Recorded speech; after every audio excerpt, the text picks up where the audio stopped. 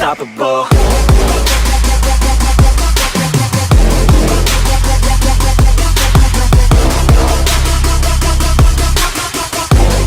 That's how I know that I'm unstoppable.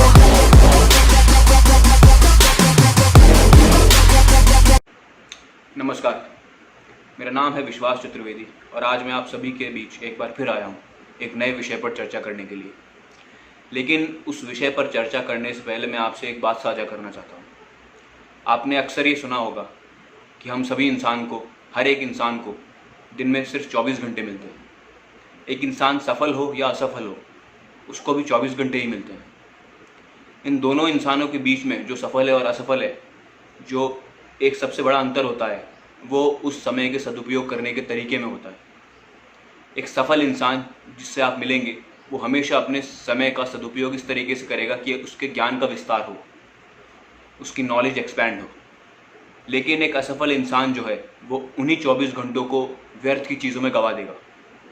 तो अगर आप ये चाहते हैं कि आप अपने इस 24 घंटे, जो एक कीमती समय आपको मिला है, उसका पूरी तरीके से सदुपयोग करें, तो इसके लिए आपकी सहायता के लिए मैं यहाँ पे आ चुका हूँ। आप जो मेरे सारे वीडियोस देखेंगे, उसमें आपको जितने भी समय आप इस वीडियो देखेंगे, आपको सिर्फ और सिर्फ ज्ञान ही मिलेगा, प्योर अनअडल्टरेटेड नॉलेज।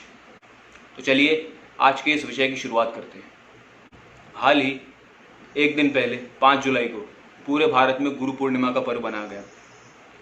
सभी लोगों ने अपने करीबी लोगों के साथ में, जिनको वो गुरु मानते थे, तस्वीरें साझा की और उन सभी ने उनको धन्यवाद दिया कि जो उनके गुरु थे, उन्होंने जो उनको ज्ञान दिया है, जो उन लोगों को सिखाया, शिष्यों को, उसके लिए उनका धन्यवाद दिया गया। लेकिन एक सवाल मैं आपसे पूछना चाहता हूँ कि ये इंसान तो हमारे गुरु हैं ही, लेकिन जो सबसे बड़ा हमारे लिए जो गुरु है, वो ये पृथ्वी है, ये सृष्टि है, ये प्रकृति है। तो क्या आप अपने दिल पे हाथ रख के बताइए कि क्या आपने अपनी गुरु, जो भी आपने ज्ञान लिया है इस प्रकृति से, इस धरती की वजह से आपका जो वजूद है, क्या आपने इस धरती के प्रति वो भावना रखी है? तो इसी विषय पर आज रोशनी डालने के लिए मैं आप सबके बीच हूँ। आज हम बात करेंगे कोरोना वायरस के चलते जो सिंगल यूज़ प्लास्टिक है, उसका दोबारा से बढ़ता हुआ प्रयोग। तो चलिए शुरू करते हैं। ये जो विषय है, इसका मैंने नाम दिया है corona virus and the resurgence of single use plastic. Corona virus और सिंगल यूज़ प्लास्टिक का पुनर्जन्म। ऐसा कहा जाता है कि every crisis bring with it an opportunity.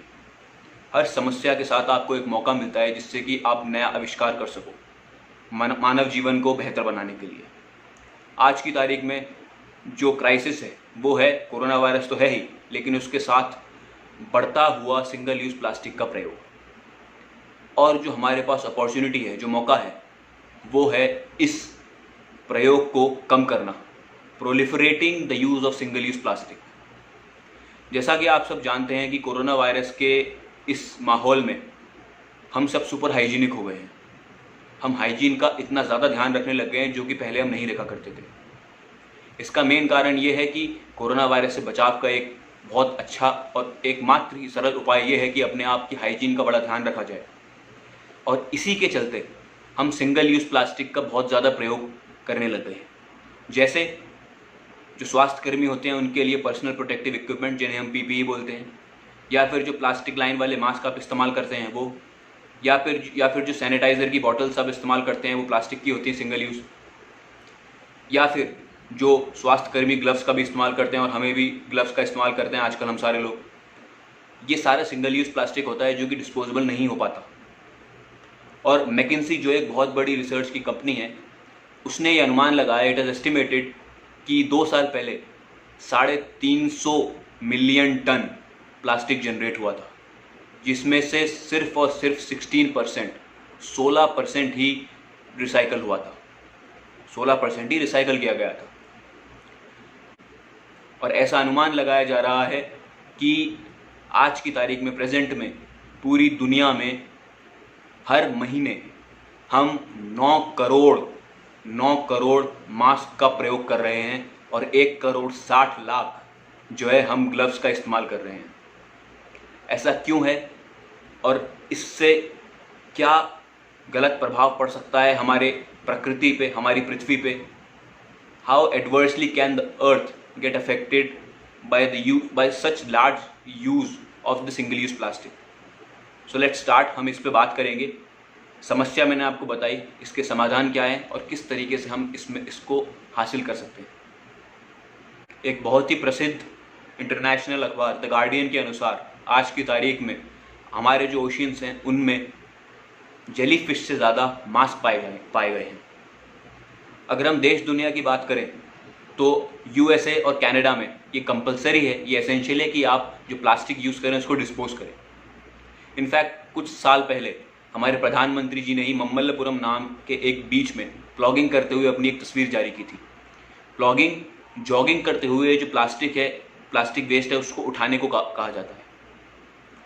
अगर हम बात करें इस कोरोना वायरस से पहले बहुत सारे देश हैं जिन्होंने एक इनिशिएटिव लिया था, जिन्होंने एक कदम बढ़ाया था प्लास्टिक के यूज़ को कम करने के लिए. लेकिन इस कोरोना वायरस जैसी आपातकालीन स्थिति के, इमरजेंसी स्थिति के आने के बाद ये बहुत सारा एक डिस्ट्रप्शन पैदा हुआ है पूरे जो वर्ल्ड है, क्यूमुलेटिव जो एफर्ट लगा रहा था उसके प्रति. अगर मैं आपसे कुछ एग्जाम्पल शेयर करना चाहूँ, ऐसे कौन से देश हैं जिन्होंने इस सिंगल यूज़ प्लास्टिक के यूज़ को कम्प्लीटली बैन करने की कोशिश की थी, तो हमारे पास थाईलैंड का एक बहुत अच्छा एग्जाम्पल है. थाईलैंड ने जनवरी 2020 में ही प्लास्टिक पर कंप्लीट बैन लगा दिया था और इस साल के अंत तक वो सब ये कोशिश कर रहे थे कि कम्प्लीटली प्लास्टिक का यूज़ है जो एलिमिनेट कर सके. लेकिन इस कोरोना वायरस के दौरान जो सिंगल यूज़ प्लास्टिक का बढ़ता प्रयोग है, जो कि हमारे स्वास्थ्यकर्मी, मेडिकल पर्सोनल्स भी कर रहे हैं, फ्रंट लाइन पे कर रहे हैं और हम भी जो कर रहे हैं, इसकी वजह से थाईलैंड में 30% इंक्रीज़ माना जा रहा है, एस्टिमेट किया जा रहा है कि प्लास्टिक का हो जाएगा, सिंगल यूज़ प्लास्टिक. हम दूसरी बात करें अगर सिंगापुर की, तो सिंगापुर में 60,000 लोगों को ले ऑफ कर दिया गया है जो कि रिसाइकलिंग इंडस्ट्री से ही हैं. तो हम इनिशिएटिव तो ले रहे हैं, लेकिन कहीं ना कहीं इस जो पैंडेमिक की वजह से हमारे उस इनिशिएटिव की स्पीड थोड़ी स्लो हो गई है. तो इसके उपाय क्या क्या हो सकते हैं, उसके लिए हम बात करते हैं. अगर हम बात करें कि इसका सल्यूशन क्या है, इससे उपाय क्या है इसका, तो देखिए हम भारतीय हैं, हम इंडियंस हैं, हम इकोनॉमिक्स को सबसे पहले देखते हैं. पैसे का जो बचाने का तरीका होता है हम उसके बारे में सबसे पहले चर्चा करते हैं. तो इस एनवायरमेंटल क्राइसिस को हम एक इकोनॉमिक अपॉर्चुनिटी की तरह इस्तेमाल कर सकते हैं. जैसे अगर मैं आपसे कुछ एग्जांपल बताऊं तो युगांडा एक कंट्री है अफ्रीका में. युगांडा में जो प्लास्टिक है जो डिस्पोजेबल नहीं है उसको वो लोग मेल्ट करके दोबारा रीयूज़ कर रहे हैं. जो फेस की शील्ड्स आती हैं उन फेस की शील्ड्स को बनाने में, और इनको बेचा जा रहा है मात्र $1 में. तो हमारे पास एक कंट्री है सिंगापुर में स्टेनलेस स्टील और जो बैम्बू है उनका इस्तेमाल करके वो कप्स बना रहे हैं. वो कप्स जो हैं उनको वो रिसाइकल कर लेते हैं, उसको रीयूज़ कर सकते हैं सैनिटाइज करने के बाद और उनको धोने के बाद. सबसे बड़ा जो एक फैक्टर है जो प्ले करता है किसी भी गोल को अचीव करने में, वो होता है कंज्यूमर का बिहेवियर चेंज करना. कितने भी बड़े आप बिजनेस मॉडल्स बना लीजिए, लेकिन अगर आप कंज्यूमर के बिहेवियर को समझ नहीं पाए और उसको अपने अनुरूप, अपने हिसाब से चेंज नहीं कर पाए, तो वो बिजनेस मॉडल जो है इतना कारगर साबित नहीं हो पाएगा. अगर आप गौर करें तो शुरुआत में जो भारत सरकार है उसने मास्क पहनने को कंपलसरी बताया था, लेकिन बाद में उन्होंने बोला कि कोई भी कपड़े से बना हुआ मास्क भी है जो इस काम को उतना ही अच्छा निभा सकता है कोरोना से हमें बचाने में, जितना कि एक प्रॉपर जो मास्क होता है वो करेगा. अगर आप गौर फरमाएं तो क्लॉथ वाले मास्क से एक ये भी उनकी सोच होगी कि प्लास्टिक का यूज़ कम होगा. दूसरी बात ये है कि हाँ, ये आवश्यक है कि कुछ समय तक के लिए, शॉर्ट टर्म के लिए जो है ये प्लास्टिक का यूज़ कुछ ना कुछ तो होगा ही, क्योंकि हमारे जो फ्रंटलाइन वर्कर्स हैं और जो डॉक्टर्स हैं, मेडिकल प्रोफेशनल्स हैं जो कि आमने सामने हैं उन कोरोना वायरस मरीज़ों के, तो उन्हें ऐसे अवस्था में आवश्यक हो जाता है कि वो पर्सनल प्रोटेक्टिव इक्विपमेंट भी लें और प्रॉपर मास्क पहने प्लास्टिक वाले और ग्लव्स पहने. तो ये जो है शॉर्ट ड्यूरेशन ऑफ टाइम के लिए, तो ये तो ज़रूरी है. लेकिन हम लॉन्ग टर्म इफेक्ट की बात करें तो हम इसको कंट्रोल कर सकते हैं. अब देखिए, कुछ साल पहले बहुत ज़्यादा ही एक्साइटमेंट था पूरे देश में जब नरेंद्र मोदी जी ने एक इनिशिएटिव लिया था स्वच्छ भारत अभियान का, और वो एक बहुत अच्छा एक इनिशिएटिव था. उसने बहुत बड़ा ही कीर्तिमान स्थापित किया था। अब ऐसा कहा जा रहा है कि उसका सेकंड फेज़ है स्वच्छ भारत अभियान ग्रामीण। उसके तहत पूरे जो कंट्री है, देश है इंडिया, उसमें जो ब्लॉक लेवल पर हर विलेजेस में आपको ये सिखाया जा रहा है कि कैसे आप प्लास्टिक वेस्ट है उसको डिस्पोज करें, उसकी क्या प्रोसेस होती है, क्या प्रक्रिया होती है, उसको करें। तो ये जो स्वच्छ भारत मिशन का जो सेकंड पार्ट है, जिसको ग्रामीण बोला गया है, स्वच्छ भारत मिशन ग्रामीण, इसके तहत जो है वेस्ट सेंटर्स बनाए जाएंगे जहाँ पे सेग्रीगेट करना और डिस्पोज करना सिखाया जाएगा वेस्ट को। देखिए, अगर आपको कंज्यूमर बिहेवियर को चेंज करना है तो सबसे पहले आपको इम्पोर्टेंस बताना होगा उस कंज्यूमर की जो किसी भी प्रोडक्ट को कंज्यूम कर रहा है। आप किसी भी बिजनेस मॉडल में देखिए, तो मैं एनवायरमेंटल पर्सपेक्टिव से बता रहा हूँ आपको, लेकिन अगर आप एक normal profit and loss simple business में भी देखेंगे तो आपको कस्टमर बिहेवियर को चेंज करना आना चाहिए। कैसे? इस कंटेक्स्ट में अगर हम बात करें तो जो प्लास्टिक है वो कैसे हम उसके प्रति लोगों का जो बिहेवियर चेंज करेंगे, हम लोगों को हमें उनकी जिम्मेदारी बतानी होगी, उनकी रिस्पॉन्सिबिलिटी बतानी होगी कि वो इस पूरे प्लास्टिक वेस्ट मैनेजमेंट की चेन में क्या रिस्पॉन्सिबिलिटी उनकी है, और उनको कुछ मोटिवेशन देना होगा जिससे कि वो उस रिस्पॉन्सिबिलिटी को पूरा कर सकें और समझ सकें। एक मोटिवेशन तो मैंने आपको इकोनॉमिक्स का बता दिया कि हम कैसे इसे अपॉर्चुनिटी बना सकते हैं पैसा कम करके इकोनॉमिक पॉइंट ऑफ व्यू से। दूसरा, environmental long term view, short term तो इकोनॉमिक हो गया, लॉन्ग टर्म व्यू इससे इन्वायरमेंटल जो हार्म है वो कम हो जाएगा।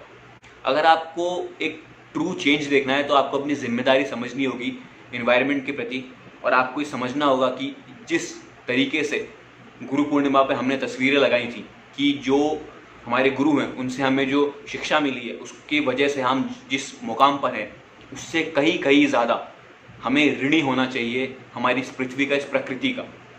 क्योंकि अगर हम इसकी अच्छी तरीके से सेवा नहीं कर पाए और बाकी सारे गुरुओं की करें तो वो बहुत कम है, क्योंकि इसकी वजह से हमारा वजूद है, हमारा जो एग्जिस्टेंस है वो इस पृथ्वी की वजह से।